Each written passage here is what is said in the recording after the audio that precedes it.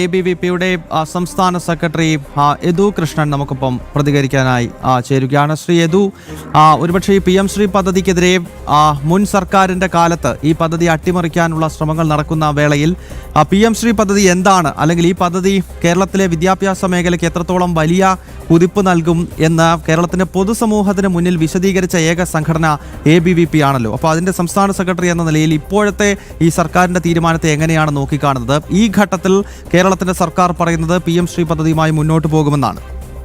തീർച്ചയായിട്ടും ഈ സർക്കാരിന്റെ ഈ തീരുമാനത്തെ ABVP പൂർണ്ണ മനസ്സോടു കൂടിയിട്ട് സ്വാഗതം ചെയ്യുകയാണ്.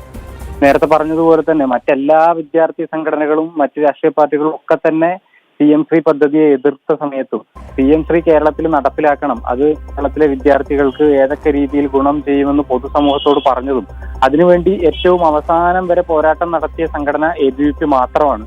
ഇതുമായി ബന്ധപ്പെട്ടിട്ട് ABVPയുടെ പ്രവർത്തകര് സമരം ചെയ്യുകയും അതുപോലെ തന്നെ ജയിലിൽ കിടക്കാൻ പോലും തയ്യാറായി. നിരവധി ദിവസം ABVPയുടെ പ്രവർത്തകര് ജയിലിലായിരുന്നു ഈ വിഷയവുമായിട്ട് സമരം ചെയ്തതുമായി ബന്ധപ്പെട്ട്.